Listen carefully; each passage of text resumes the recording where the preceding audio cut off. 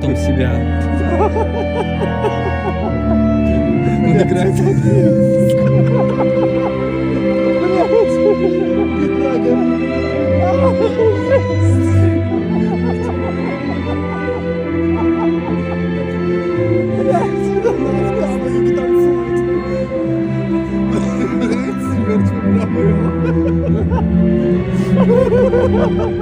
通勤通学中の皆様おはようございます。プクタの世界時事ニュースの時間です。さあ本日はですね、トルコからの話題になります。今回トルコ西部のとある町でインペリアルロシアンバレエ団がロミオとジュリエットを公演していました。するとそこにですね、一匹の猫が乱入することにより、これがキャッツに塗り替えられてしまったというんですね。しかもさすがですね、インペリアルロシアンバレエ団の公演に乱入するだけのことはあります。このタイミングが完璧だったため、現在こちら大変話題になっているんですね。本日は一体何が起きたのか詳しく見ていきたいと思います。この番組は海外のホットな時事ニュースをお届けします。通勤通学のともにちょうどいいチャンネルとなっていますので、ぜひチャンネル登録お願いします。さあそれでは本題です。本日はね、若干変わり種の話題となりますが、今回ね、トルコで開催されましたインペリアルロシアンバレエ団によるロミオとジュリエットに一匹の猫が乱入いたしました。でこのタイミングがね、絶妙だったため、こちら大変話題になってるんですね。これね、各社の報じ方も非常に面白いものとなっておりまして、ちょっとそのあたりも含めて本日ご紹介しますね。猫がトルコで行われたロミオとジュリエットのフィナーレ中に舞台へ舞い込み、動かない俳優の髪をパーズということで、早速ですがこちらですね、パーズとあります。こちらが本日のキーワードになります。パ猫、犬、クマなどのように爪を持つ動物の足ということで、こちらね、パーというのは動物の足という意味になります。動物の中でも哺乳類ですね。猫や犬、爪のついてるね、動物の足と言われますが、哺乳類の足のことだと思ってください。で、今回ね、先ほどの見出しでは動詞として使われておりまして、こちらですね、足で何かに触れることということで、今回のね、こちらのパーというのは、この前足でね、ちょんちょんと何かに触れる仕草、これを指しています。猫とかよくやるでしょ。ちょんちょんって触るあれですよ。ね、めちゃくちゃ可愛い仕草ですが、ことを指してるんですね。ということで、英語には体の部位がそのまま動詞化するという特徴があります。例えば、hand、手ですね。これは同時に手渡すという意味になります。shoulder、肩。これは担ぐ。elbow、肘。これはこの肘で押しのけるという意味になるんですね。あとよく使うところで言いますと、face とかね。これ向き合うという意味です。それと面白いところで言うと jaw、顎ですよね。これが動詞化しますと、長々と喋ると。こういった意味になるんですね。つまり、長々と喋るときに一番動くのどこですか？顎でしょ。で、今回のね、このパーというのは動物バージョンになっていまして、これはね、前足でちょんちょんと触ること。例えば、claw といえば爪になりますが、これ動詞化しますと、引っかくという意味になります。tail、尻尾ね。これは尾行するという意味になると。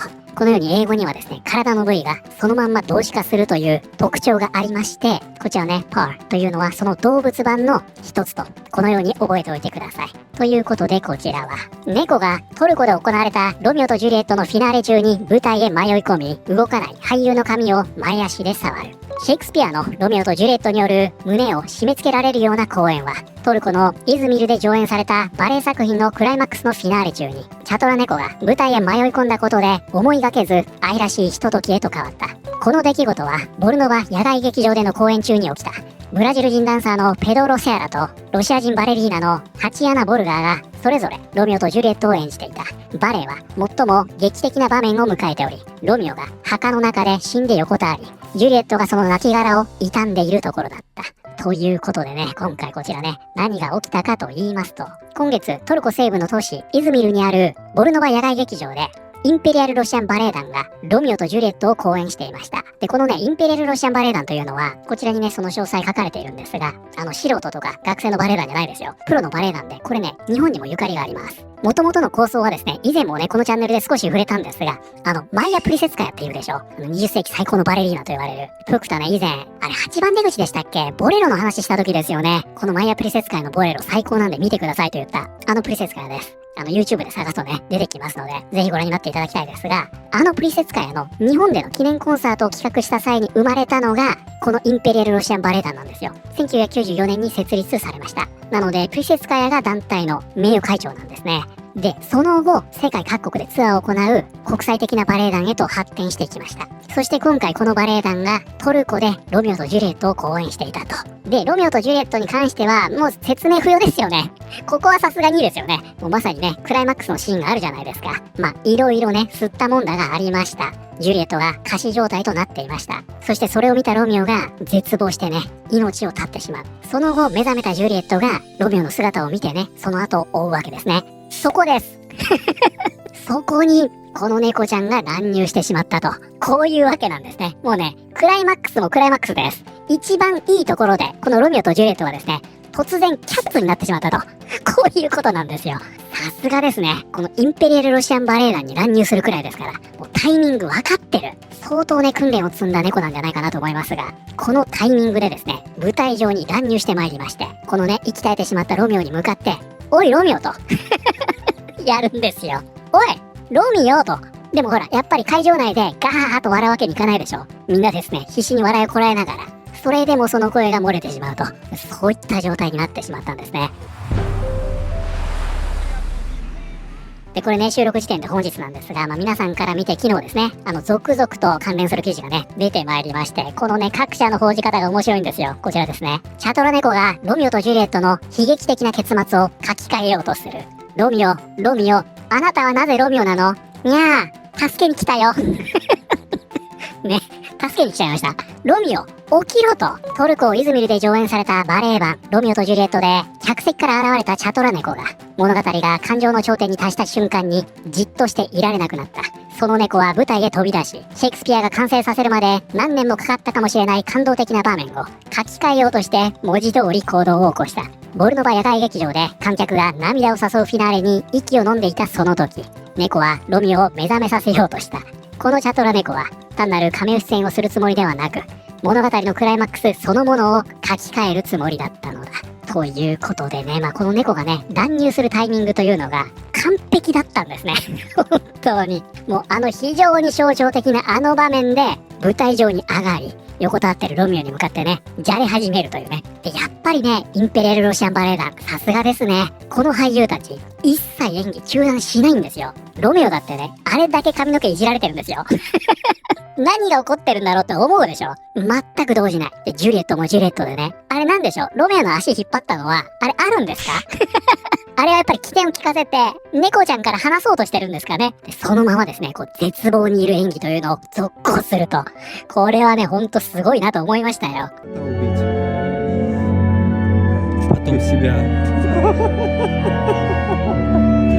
Он играет. Бляд.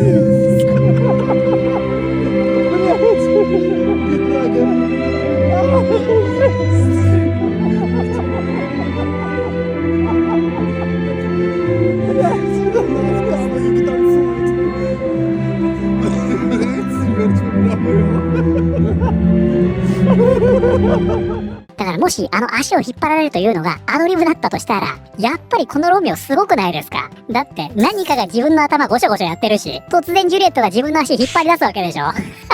何が起きてるんだと。でもこれぞ役者魂ですよね。予期せぬ乱入にもかかわらず、この名前のないチャトラ猫は、シェイクスピア原作の結末では、決して生み出せなかったもの。純粋で飾り気のない喜びを届けた。このチャトラ猫は、偉大な恋愛物語を書き換えることには失敗したかもしれないが、会場を大いに沸かせる方法は、完璧に知っていたのであった。こちらこの件、ロイターが伝えています。ロメニャオ、ロメニャオ。なんであなたはロメニャオなの？結局のところ、猫は演技のアナグラムなんだから。ほんとだ。僕とはね、ちょっとこんなの考えもしませんでしたが、猫、キャット、これが演技ですね。アクト、このアナグラムになっていると。すごい発見がありました。なるほどね。ちなみにね、英語に有名なアナグラムいくつかありますが、静寂ってあるでしょ？サイレント。これはね、listen、聞くのアナグラムになっています。つまり聞くために静かにするというのがアナグラムの関係にあるんですね。猫はいつだって思いもよらない場所に現れて主役の座をさらっていく。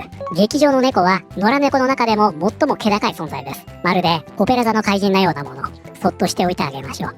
ラストシーンの感動は少し薄れてしまうかもしれないけど、役を崩さず演じ続けた俳優たちに拍手。トルコは猫たちに支配されている。猫の言葉ではそれをキャットマン帝国と呼ぶのだ。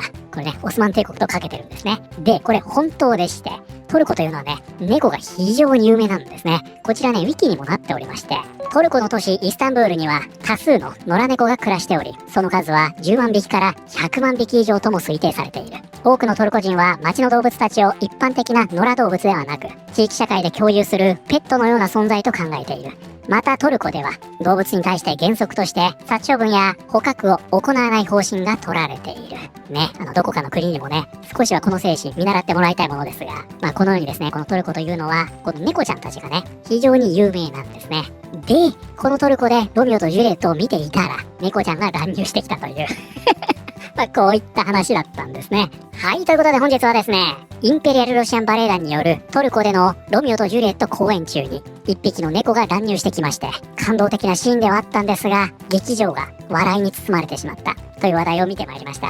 いかがだったでしょうか。今回のこの件というのはですね、その背景を見ていきますと、非常にトルコらしい話題だったというのがお分かりになったんじゃないかなと思います。いやー、それにしてもね、猫ちゃんのね、このタイミングもさることながら、やっぱり役者陣のね、プロ意識ですよ。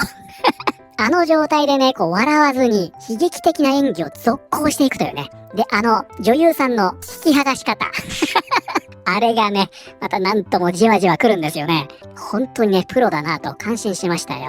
ぜひね、これにつきましては、皆さんの感想もお聞かせください。ということで、本日の動画は以上になります。この動画良かったよと思っていただいた方、ぜひチャンネル登録、グッドボタンお願いします。それではまた、通勤通学中にお会いしましょう。